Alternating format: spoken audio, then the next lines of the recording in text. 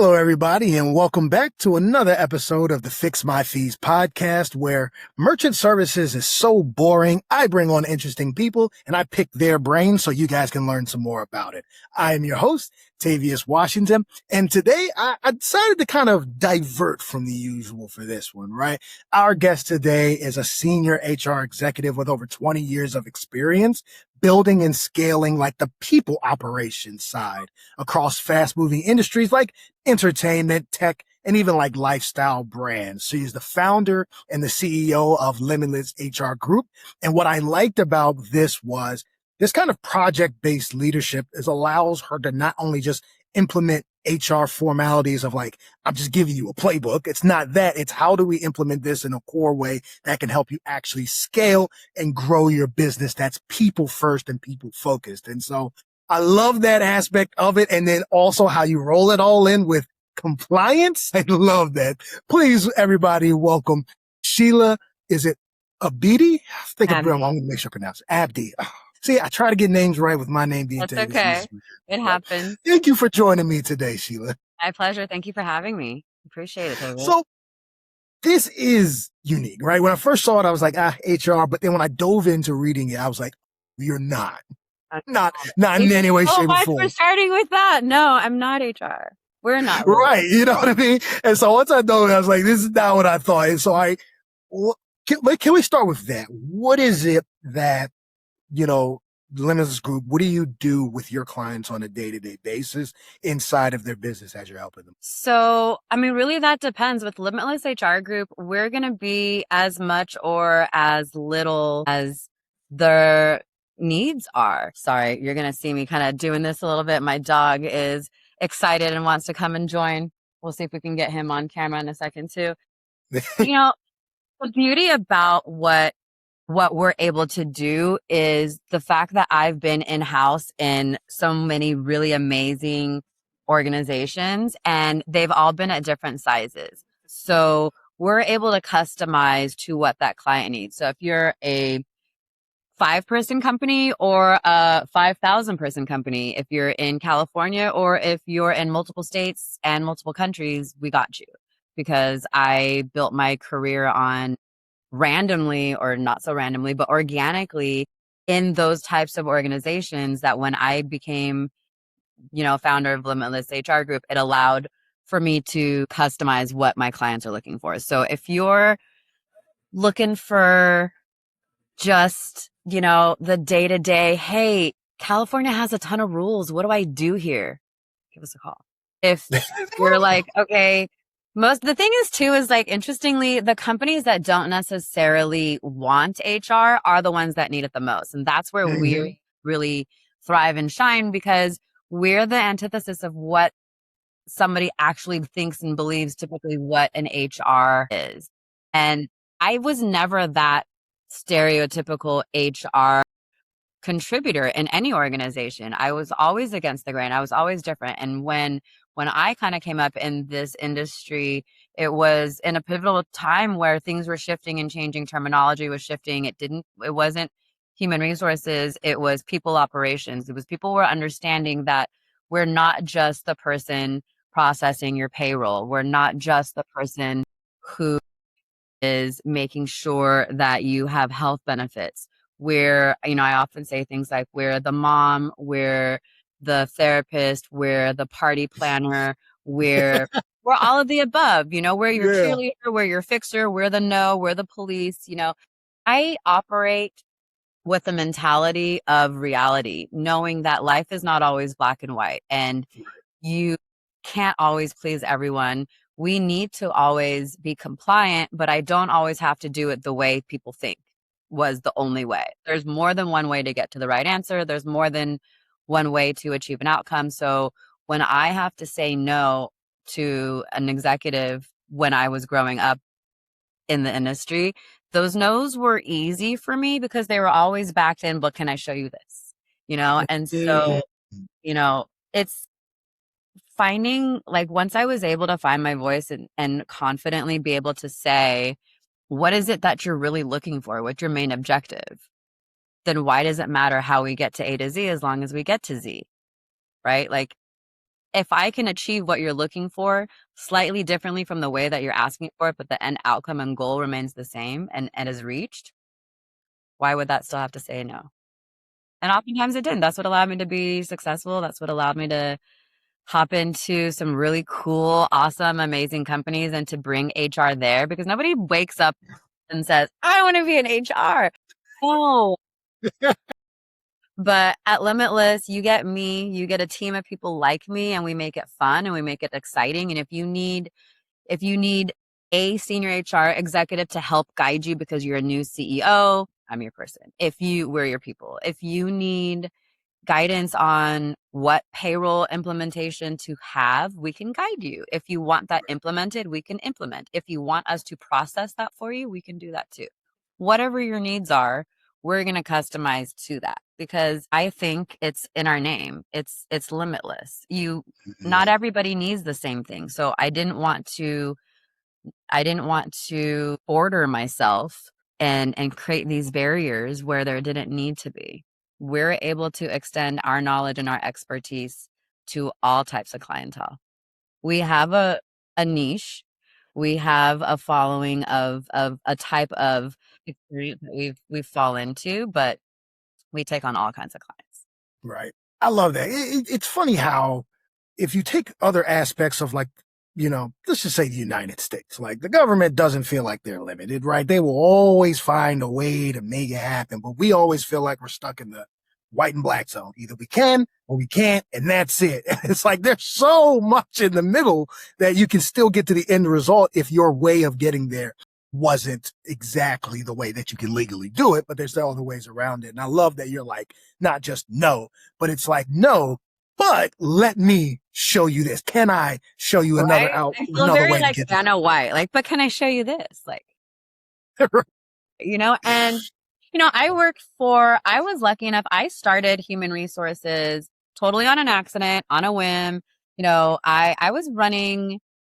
I was also on an accident running a branch, running a bank, running a retail store in Irvine in Orange County, California. And, I guess I hated it because I had a client who came to me who needed something. At the time I think I was acting assistant branch manager or acting branch manager. I don't remember what they had me at, but whatever it was, I didn't feel fulfilled. We didn't have branch managers. We had let go of people, and then they didn't refill. And then I was the most senior, and with the team that we had, we were just running things. But I didn't have the title. I didn't have the compensation. I didn't have the fulfillment. I had the annoyance of things aren't going to happen for me here. And that was apparently projecting externally to my client, who was a highly experienced recruiter in a very niche boutique firm in Newport Beach. And she was the VP there and was running it. And I was doing something on the personal side for her. And she kind of leaned over my desk and was like, you hate this. She's Puerto Rican from New York, living in California for 2 years. The accent came out. And she knew immediately what I hadn't known.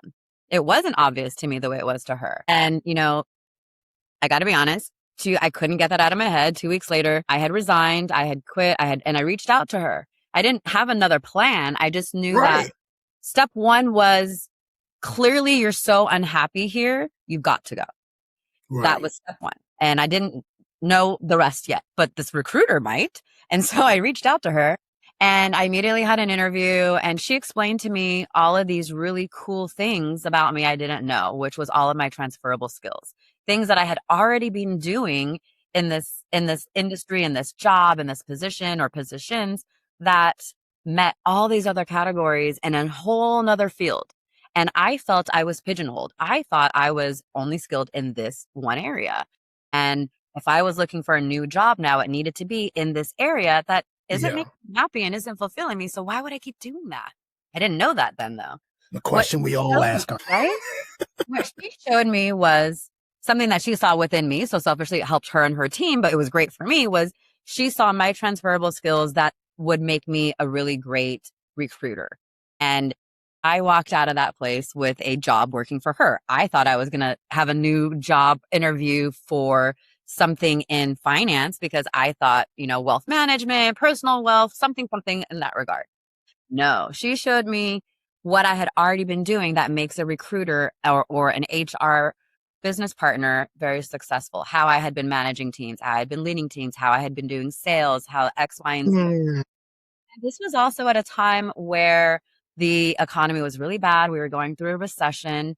And so it was just a difficult, it was 2008. It was difficult and interesting. And companies, while I was at a really large boutique firm working for her and the number one in the nation, the company was also going through a restructure and acquisition. And it was, well, an acquisition that was leading to restructuring. And because we were such a successful branch, I got lucky that I didn't fall into those layoffs until way later. But when it happened, I found myself having lunch in the valley and getting caught up with an old friend, and somebody had heard me talking about this HR experience, recruitment, yada yada, and he had his own recruiting firm with Mm. an entertainment background. All of his clients were entertainment based, and that sounded appealing. He came over, left his card, and said, "Hey, didn't want to interrupt you. I was having a meeting here. This is what I do. Heard you talking this. If you're looking for a job, I'd love to have a conversation with you." So that turned out incredibly well, and I became an HR manager in his firm as well as a top recruiter. And so I got to learn in-house firsthand how to actually now apply what this random person pointed out to me in a bank I had been doing in these other jobs that I didn't know that I had been doing over the years. And, got to put everything together, but recession was still happening. And sooner or later, that company had folded, and somebody reached out to me, a recruiter friend of mine, and was like, "Hey, listen, I've got this company. It's called Bug Music, and they're awesome. But I hear all kinds of crazy things about them. And some people love it and thrive, and some people don't. And I feel like, hear me out, you might like it. I don't know what position they're actually looking for." The HR director had called me and said to send them top resumes, but I don't know what that means for his position, for somebody higher than him, somebody on his team. He was very aloof. And while I wait to hear back from him, they're also looking for a temporary receptionist for 3 days while they plan something. I forget exactly what it was. I think you should take some time off where you're at and go in and do some reconnaissance and see if you want to work there. See what And it's like. if you do, Yeah. do a bait and switch. So that's what I did. And what they were looking for was actually the HR director position. And I hadn't had a role like that before. I had had different parts of things, but not the whole shebang. But I knew I could do it. And the HR director saw something within me, and he needed a fix for himself because he was leaving and hadn't told them when he took the job that he was leaving, even though he knew that he would. So he was also trying to do his own little bait and switch. So Right. we had some in cahoots of sorts and decided to help each other out. And he told me what I should say and what should be on my resume after vetting me, of course. And I was like, okay, cool. I can do that. And I want this and blah, blah, blah, blah, blah. And I went to the CFO and was like, "Hey, PS, I'm not a receptionist. I just came to check you guys out because you know what people say about you guys. And what do you think? This is what I really do." And that was my first time becoming a director of my own department and managing payroll from A to Z and giving recommendations on benefits and talking to brokers and understanding what all this means and what the true, cost of having an employee is, our overhead, our benefits, our payroll. Did you know that you have to also pay for so many of these other things? And it just kind of opened up my world. It was also what put me in this really cool part of my career path was that the CFO was like, "Hey, by the way, we're about to go through an acquisition and you're going to get some incredible knowledge and real house on the boots training that nobody would really have at your level. Right. But you may or may not end up having a position at the end of this because companies that are being acquired usually have in-house HR at your level. So it's a crapshoot. Do you want to take this?" Obviously, I took it. That was a challenge I was not going to turn down. And I became this organic HR acquisition executive in Los Angeles, and there isn't very many of us. And I've been on so many sides, not that there's, so many, but I've been on all the sides of an acquisition and I've experienced all these things. And I got to work for Bug Music that became BMG. And the company BMG that used to like give the CDs for $1, or I'm sorry, Yeah. $1. I know what you mean. Yeah. And, and that was cool. And they kept me a lot longer than they should have. And when I went from them to Pabst Blue Ribbon, the beer company. Yeah, I heard Pabst Blue Ribbon. Exactly. And they've got 30 something brands under them. And I went to them at a time where they were just acquired by a private equity firm. And I got to work directly with this private equity family and these executives. And that was just so cool for me. That was the part I focused on, and not that, oh, you're this HR director. No, I hate HR. I don't want to be hated. I want to show you something different because I don't want you to hate what I stand for because I'm standing for it. So it was fun for me to like work in these types of companies that a beer company doesn't want HR. I went from Pabst Blue Ribbon to Live Nation via Insomniac, or Insomniac via Live Nation, working for a rave company. They don't want HR, they need it, but they don't want it. So I have to show them, I took it upon myself to show them, hey, what do you think HR is? So you've got a very limiting view. That's not what it is. This is what it actually can be if you want. We can help build culture for you. We can help you recognize who's struggling, who's burning out, who's a top achiever, who isn't, who maybe doesn't need to be in this role any longer or in this organization any longer. These rules that you have maybe don't apply anymore. We bring thought and logic into conversation. We bring heart back into conversation. People often think like, oh, human resources, they cost us money. They don't earn us money. That's not true. We're the foundation of what earns you money because we find the right people for you. Do you feel like that's one of the biggest common misconceptions with HR? Like, what are the top common misconceptions that when people run into you, they go, I wasn't expected to get this?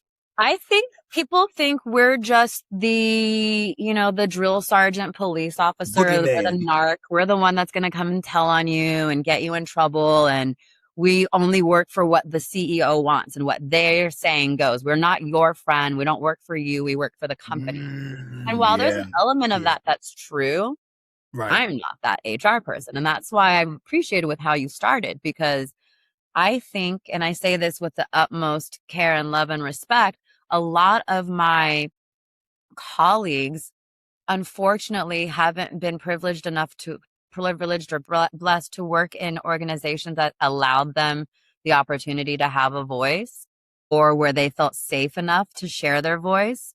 And whatever side of that coin I was on, I felt confident enough to always share my voice. And sometimes it boasted well for me, sometimes it didn't. But either way, I still shined and thrived. And like any stepping stone I went on, it was always such a higher journey afterwards that it was wonderfully amazing for me. And it further reinstated that HR is not what people think, and people operations is, and you just have to drive that into them. So that was like my mission of really showing something different and telling you like, oh yeah, no, that's not what we do. No, I'm not HR.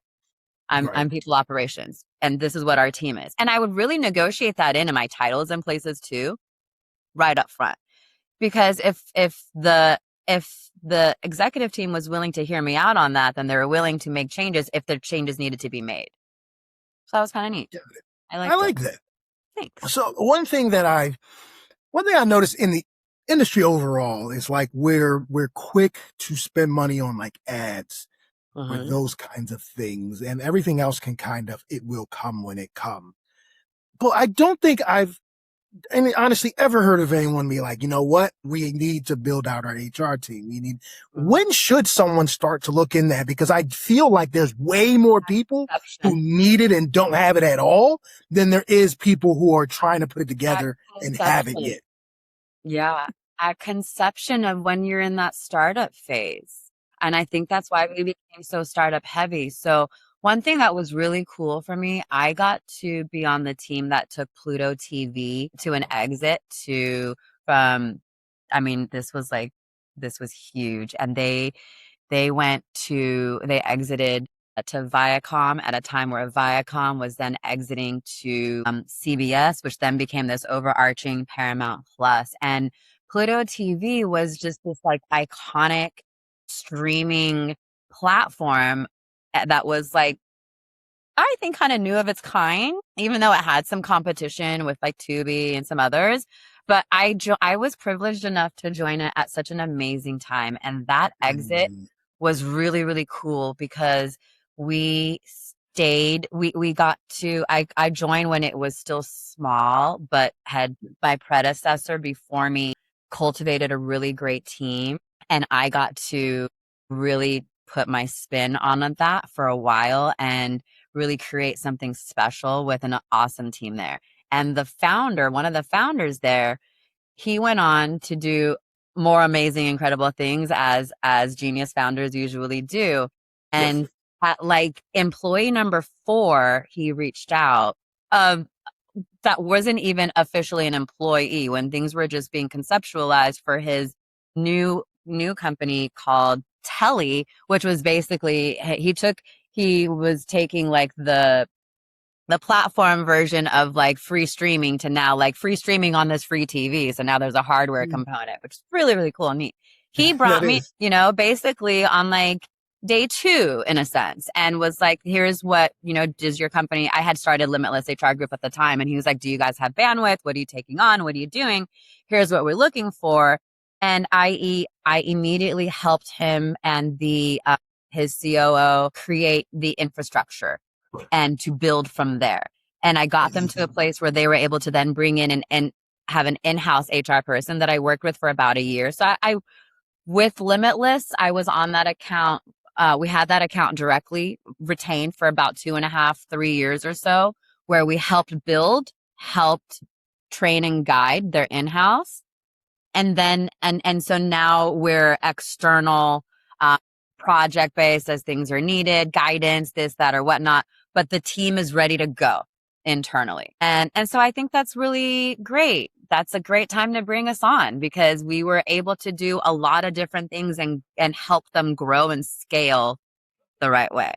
And that's something that was, that founder had experienced because I was able to successfully scale Pluto TV and meet all of our goals there. So he witnessed that and he liked that and wanted that to be done at Telly and wanted to learn how to do that. And thankfully brought in our team.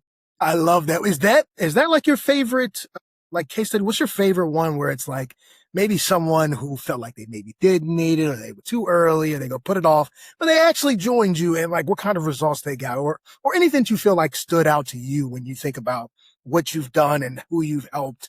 What is one like particular company or instance?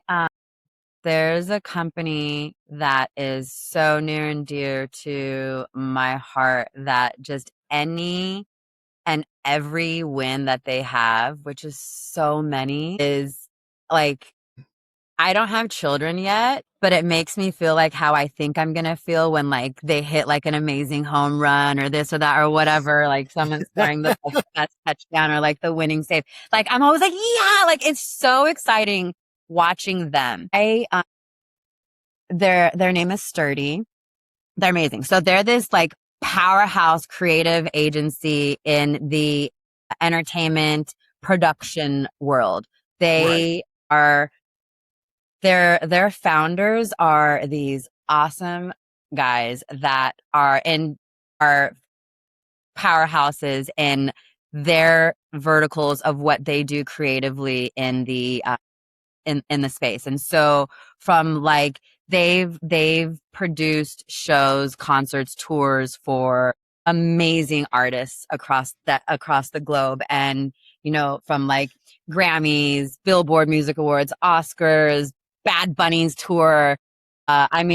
Drake, you name it. Amazing, amazing, amazing, amazing, amazing. So talented. And they were the creative director, independently as freelancers. They were the content person, the tour manager, the executive producer, you name it. They did that as freelancers. And then they decided to come together and create this company where they could give back to creatives in a space where they're creating a company and a culture that takes care of them. And I worked with, they have this amazing person there. His name is Myron, who works at the company. And him and I worked together when we were at Insomniac.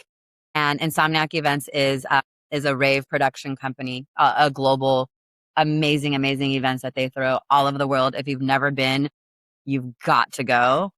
Such an experience. And Myron and I worked together. I had to not, there's no way I wasn't going to plug that. Cause it makes you feel so good. I can tell by the way you're talking about it. I love it. I really appreciate live music, live entertainment, and I love that style of music, and so it's an enjoying place for me to be. But back to this. So Myron, he called me one day and was like, again, what are you up to? What's the bandwidth? What can you do? I'm working at this company. I just got here in-house and they're having some issues and they don't need HR. They need and I've talked to the ownership and told them you need HR. And they said, no. And I said, okay, hold on. Let me rephrase. You need my friend Sheela. Here's what she did at Insomniac. Here's what she's doing now. Would you like to? And that conversation was like 3 hours long, and I helped them through the situation they were in. Oh my goodness, there's the dog. I helped them through the situation they were in. Your dog heard you say you don't have any kids. That's what happened. He was like, what about me? And right, I met two-legged that can stand upright all the time. He's hearing the neighborhood dogs. Nice. I love dogs, so I don't mind it. I am a very big dog person. That's like one of the joys of working from home. Yeah. Because this is him. Oh, Daddy. Say hi, buddy. Cute. Thank you. Oh, yeah, you're getting clipped, doggy. You're getting clipped. Yay. Okay, Bubs. All right. So that conversation went really well. And I was with the CFO. And I was able to parlay that into multiple conversations of multiple things areas that they needed assistance in and guidance. And then it went into, is there an interest to, what would it look like to come on retainer? And I was SVP of a film studio at the time, Senior Vice President of People Operations, and I think I had 2 or 3 other clients as well that I was servicing externally. And I was interested. And so, they came on retainer and it was amazing. And then eventually I'd gotten to a place where I had realized it's time to let go of one and really fulfill the other. And so in late 2022, I went on my own Eat, Pray, Love tour basically and came back. And while I was away, I had decided I'm quitting my job and I am going on my own. Thankfully, I have enough clientele on retainer where I was giving away a one full salary so that my side hustle can grow and flourish and become the main hustle. And it was scary and we did it and it was awesome. And it's been a great. And while I was doing that, they had asked me if I would come on and be their COO. And I was so tempted. And I had realized you know what, if I do that, I'm never going to do my own. So that offer is what propelled me to take my Eat, Pray, Love tour and come back with a full game plan of what am I going to do now? And I quit my job and I started Limitless HR Group, and Sturdy was still my client, as were the others that I had. And we just did great. And we just kept growing. And they have an amazing COO who's one of their founders of their other organizations and is a wonderful partner. And I had found the courage to tell them, hey, if I come, I'm only going to stay for X amount of time and then I'm going to leave because I really want to do this. But if I stay in this capacity, I can do this and this. And then it's the best of everybody's world. Right. And obviously they did and I did. And all of their wins feel so amazing. It feels like I was a part of. Also, I love hearing about people speaking positively about their company culture, because I know I got to be a part of that, and that was awesome. And I was blessed to, and I'm very grateful for that. These founders are all such beautiful human beings. And while there's 6 males, nothing ever feels like an unsafe environment or it's uncomfortable around any of these individuals. And such that to, in other companies, I've created things like a woman's space in a sense. And we were going to make this group called Sturdy Women, where we were going to highlight really awesome achievements that really, rock star, badass women in their industry, content producers, whatnot, executive producers, anyone within that realm can come in and talk about, their struggles, trials, tribulations, rise, falls, their stories, their journeys, and what have you. And then as I was pitching this, which is something I've done multiple times and created in other organizations, we started to realize they don't need a safe space. Their space is safe. And if we're doing this, then we're alienating a whole genre. I mean, a whole part of their, and so then it just became it evolved into Sturdy Voices. And it wasn't just for women, it was for everyone. And there wasn't exclusivity, it was inclusivity. And it became something great. And I like thinking about those types of things. That's where I know that like my cup is full. At Insomniac, a legacy thing that I think about that is key, that I take away with me as a huge win, is my first EDC Vegas, which is huge. It's the largest North American festival. Giant. I know EDC. Okay. So Insomniac is keep my business out of here, but that's why I was head of HR. And so, it was the first EDC Vegas I had worked. I had worked at quite a few festivals prior to getting to that one. And leading into it, I had seen and realized that like we never have a place for employees. And so I pitched very difficultly, but I pitched to have what we called the Zen Zone. And I had little to no budget and we worked so hard as a team to get everything sponsored, and it was open 24 hours and it was so much fun. And I gotta say, it had massage therapists and massage chairs. It had day beds, misters, food, snacks, some healthy, some not. A whole, it was tented. It had cause we wanted to cater to as much and as many as we could. Had music playing. I will say 3-6 Mafia walked in on accident because they were trying to go to Artist, where Artist Lounge was. And I thought that was so sick that we looked so inviting that Artist accidentally came into our, little employee lounge. It didn't stay with the company very long, but the impact did. And I got to carry that with me. I got to talk about it in different parts of Live Nation. And I got to talk about it and implement in different companies I'd been a part of since. And so that's a huge thing. I mean, very roundabout way of answering your question, but honestly, my biggest takeaway is knowing how I've helped impact change in any way. And specifically what's most fulfilling for me is when it's in direct things that you can see like that. Like I directly brought something really positive. I will always cherish the photos that I have of the employees who work so tirelessly. I got to tell you, it's not a party throwing a party. It's not. I'm actually CEO and partner in a nonprofit as well called A Mind's Pursuit. And it started because our founder, Mikey Tableman, he and I worked together at Insomniac, and which is so funny with his last name, he was actually who he is now. He's basically the guy that runs VIP services and is the table guy.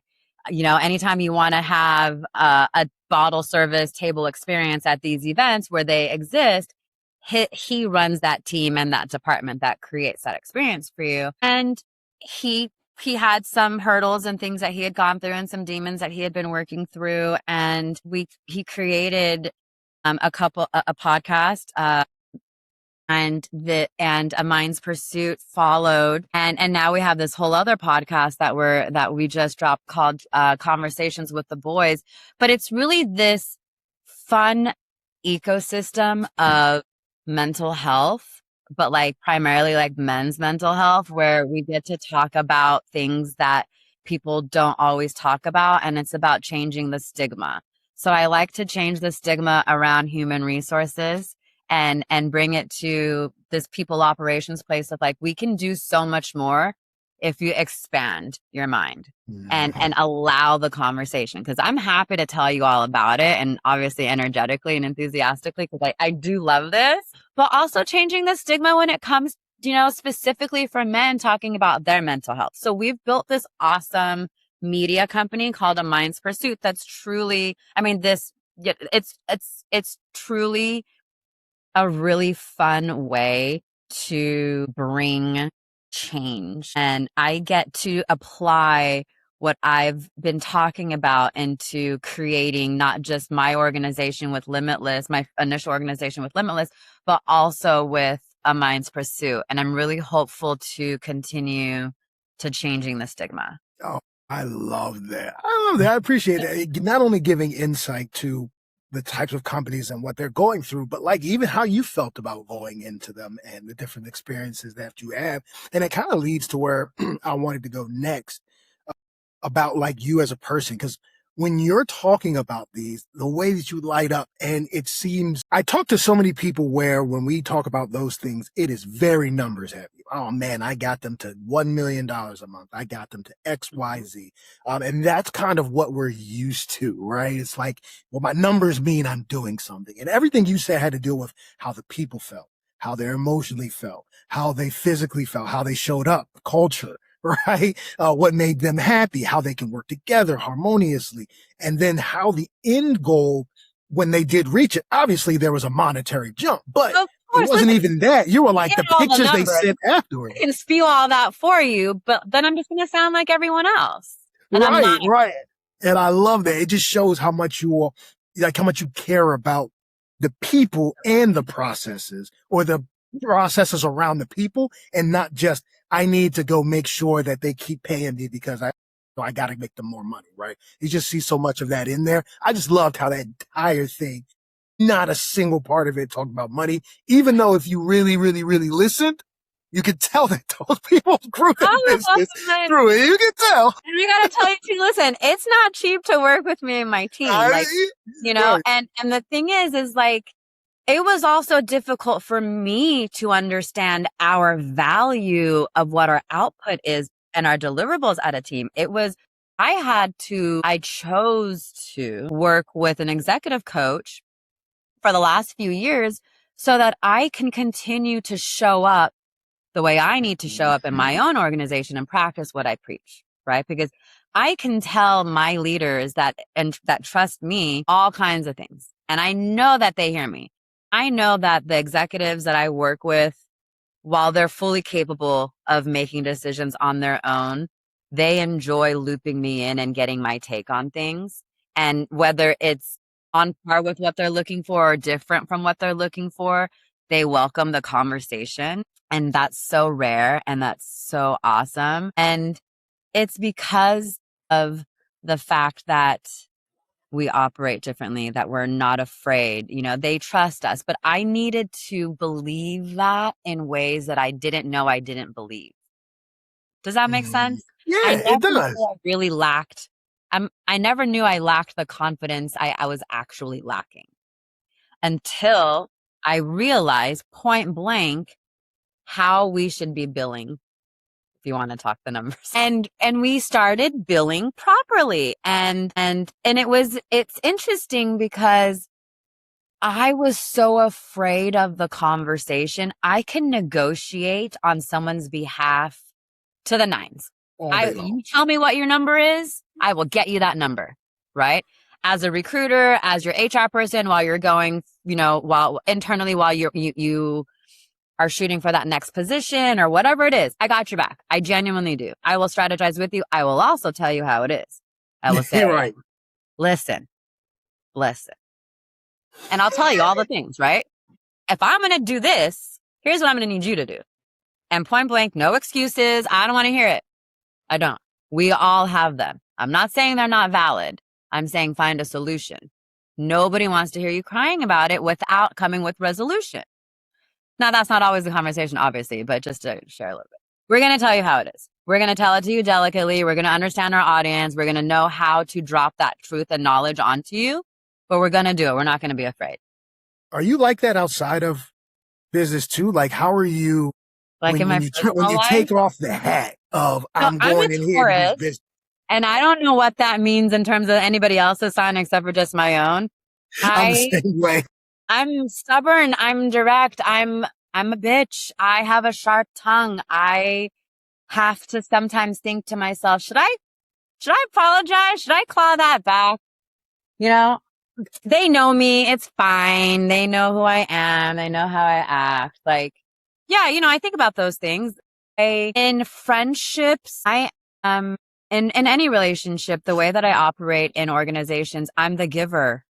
I'm the doer. I'm mama bear. I'm a help fix. You're going to come to me. I'm the therapist. Everybody from friends, family to strangers tell me their life story when there's drama or trauma all the time. I sat in a hotel lobby in Hong Kong knowing so much about a woman and her grandson and some things that were happening by just sitting there and sipping on my cappuccino and appearing safe, energetically being safe, and having just this welcoming aura where she felt, hey, there's somebody I think will listen. And I did. And I do. I listen. I hear things. I love to problem solve. When it comes to relationships, like I've definitely done dating, being the fixer and dating someone who needs their problems solved. I understand life and I want a partner that we can go through those things together. But I'd like you to come to me potential. We don't need we no longer need potential. We need potential. Like come at your full potential and we'll be fine. Right. Yeah. I'm no longer grabbing you from the gutters and trying to clean you up anymore. But that's also recognizing me, right? Like, what am I projecting that I'm still trying to fix? That I look like the person who's going to help fix you. So I attract those that need their problem solved for them rather than those seeking someone to solve life's problems together. Right. Life's always going to throw whatever it's going to throw, right? It's how we behave, whether it's in an organization and it's work related, whether it's external, it's all together. Like I have someone who recently said something to me about like, oh, you take this too personal. And I started to laugh and immediately was like, you're damn right. It is personal. It's my company. It's my bread and butter. I've dreamt of this. This is my blood, sweat, and tears. Everything about everything that I do is personal. I don't have an on-off switch of that regard. My life blends. My company, my employees, one of my employees at Limitless worked with me before at a different organization. My companies, I've always worked with people who have worked with me before. They always come back. Exes have come back. Like everyone comes back. Like sorry, is that appropriate? That is funny. I love it. It's the truth. I'm fact-based. Listen, like, I think it's just, I am who I am, who I am. I have managers who have probably told you that when I worked for them, when they were leading me, they had said like, I'm hard to manage. They weren't wrong. I probably was hard to manage in that environment. I'm not hard to date. Because I'm very traditional. I love working and I'm never going to stop working. I feel like, well, not never going to stop, but like, I'm going to always have my thing. Right. But I love being like Susie Homemaker hostess, whipping up like a 5-star Michelin caliber meal in the kitchen while you're like, what's going on? What did you just do? And I'm like, da-da-da, what do you mean? Oh, it tastes good. Uh-huh. Like, that's just going to be me. And I apply that anywhere. I've had managers be like, you're too close. You're too friendly. And I've tried to conform to what they were looking for at the time. And not only did not feel like me, I don't feel that I was successful. I'm sure, yes, I reached all the accolades. I reached, I got all the initials that the parents want you to have. I did all of those things, but nothing felt like me truly fulfilled until I left and started Limitless. But behaving, I don't know if behaving is the right word, but conforming into what society told some manager that was managing me how I should be didn't feel authentic.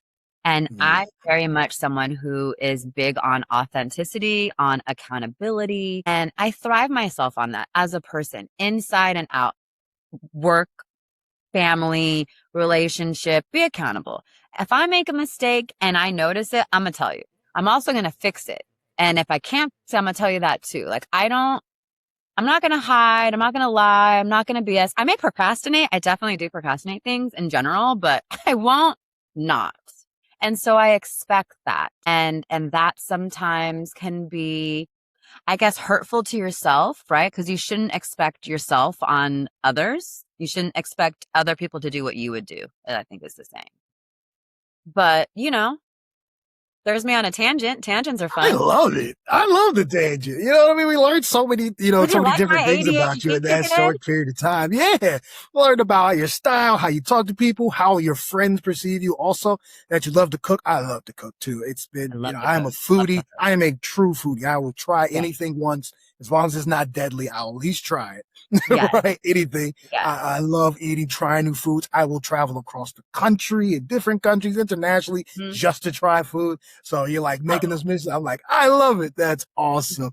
And so I love the insight. It's great to see both sides because we got to see you light up talking about how you're helping businesses. And we also got to see you light up talking about yourself and how, how you're living life. And I truly, truly do love that. And so I kind of want to bring this all kind of full circle before we end because you are so unique and what you're doing is so unique. So if there is people out there, I do want to kind of give a little plug, and I know we didn't talk about this beforehand, but I do want you to kind of recap who should be working with you, who should be reaching out to you. Yeah. And then once you talk about like who should be and what you can do for them, tell them how they can actually reach out to you if they want more information. You got it. Yeah. So I think for all you business owners that are watching Fix My Fees podcast today, I think, if you have questions, you should call. You should reach out. If you want to see how you can save money, how you can grow, how you can scale, if you have people on your team that you're just not sure about, give us a ring. If you want to coach and train yourself because you don't feel like you're always showing up to the best of your best abilities, give us a call. We executive coach. We don't just get executive coached. We also coach ourselves. If you aren't sure about what compliance is needed or related, if you want to make a switch to a new software, if you just want to have a look under the hood, if you want to change your policies, if you don't have them, but you want to implement, if you feel like automation scares you, but you want to automate, if you're stuck old school and everything's really paper driven, I got you. If you have an if and you're not sure if that if falls into what we do, you should still reach out because guaranteed we'll have a solution. limitlesshrgroup.com, Sheela at limitlesshrgroup.com, info at limitlesshrgroup.com. Also, if you're someone who's struggling with mental health and you're not sure about yourself or somebody else, a mindspursuit.org would love to hear from you. We would love to hear from you. Not that we love that you're in a struggle place, but that you're finding a path forward and courageous enough to reach out to someone. Yeah. What Absolutely. plug? Absolutely. Thank you so much. I Thank you so much. appreciate it. Did you This see my has mug? been, I love it. Dude, that talk about branding. I'm just sit on this podcast. You go see me. Did I take notes? Nice. I think, California, if you're a California business owner, it doesn't hurt to have a consultation. If you're ready to level up, if you're looking to scale, if you don't like the team you're currently working with, if you want a team, a small team, a large team, the beauty about Limitless is we are a team of obviously myself, top, at the top, we have a lot of experience, but we also have everybody in between. We have interns, we have coordinators, we have account reps, we have a director of operations, we've got senior folks, mid-level folks, generalists, HR managers, people that get to do everything, that know it all. And so With us, if you want to come on retainer, you have the entire department. You don't just have a piece of the pie, you have the whole pie. So you get to have this fractional HR department externally without taking on any liability, any of the overhead costs. You just pay us a fee. We take on the rest. So it's a huge I love that. I love that. It's something for everyone. I really appreciate that. And I really do feel like people, if there's any thoughts, just send an email, right? Just reach out, any questions, any concerns, and especially what I see a lot of, and I think a lot of people don't realize it is, if you're already running into compliance issues or other things that are in your business that other people have told you no to, but that was the end, right? And then if you keep going to 2, 3 other people and they all tell you no without the other side of it, please reach out to Sheela, because she's going to say no, but right? And that but means here's something else that we can do. And I feel like that's missing so much because everyone wants to be, they want to be risk averse. They want to be, I don't want to get you in trouble, so I'm just going to tell you no and not anything else around it. And we see that in other industries too. We'll see that feel like that's just slightly lazy, because if you think outside of the box, you'll find another method. It's easier to say no and move on. I'm sorry, that can't be done. But, that's how people are. It's sort of like the same thing with your tax for, tax consultant versus CPA. I just don't want to get you in trouble with the law, but they're not going to also set you up to make sure you can get more deductions the next time. Right? Correct. They're just going to be like, don't do this and that's it. And it's the same way. I feel like a lot of people out there like, no, we can't do There's that. There's like 5 other steps. Why did we stop at step 3 when we were supposed to go to 7? Like, what are you doing? Yeah. Yep. And sometimes it's a detour and sometimes you got to take a longer route, but it's way better than just giving up and saying no. So thank you so much, Sheela, for being here. Everybody that's listening, if you have any questions, any thoughts, any concerns, or if you just want to say how awesome Sheela is, reach out and say what's up. I'm going to take that. I'm going to take your websites and then what you said for each person and put that in the bio so people have easy access, whether they're the business owner, whether they have concerns, or whether it's the mental health. I want them to each have easy access to that portal. But thank you again, Sheela, for joining us. You are a ball of energy and so much fun and a breath of fresh air, and I appreciate you for coming on. Thank you, Tavious. Thanks for being so welcoming, making this really easy. Thank you. We got to do this again. Just like HR, it's something we got to keep talking about because nobody talks about it. Recession proof industry also. Yes, I learned that. Right. No matter what, everybody always still needs HR. Exactly. Awesome. Thank you so much again. And thank you, audience, for listening in. To everybody that's listening in, watching and tuning in, we appreciate you tuning in and staying this long. Y'all know my normal podcasts are around 30 minutes. We just are talkers, right? I get a talker like Sheela and I love it. I can't stop myself and I can't help it. So I appreciate you guys for sticking around a lot longer than usual, uploading all of this because this was amazing. And if you like it, please comment, please reach out. And if you have an interesting business, you see this is so unique in what Sheela's doing. If you feel like you're doing something different that's out there and you want to be a guest on my podcast too, just reach out to me at Tavious@fixmyfees.com. So one more time for Sheela, thank you so much for joining me today. Thank you. Appreciate you all so much. Thanks for listening, guys. Thank you all for watching the Fix My Feed podcast. I'm Tavious, and good night.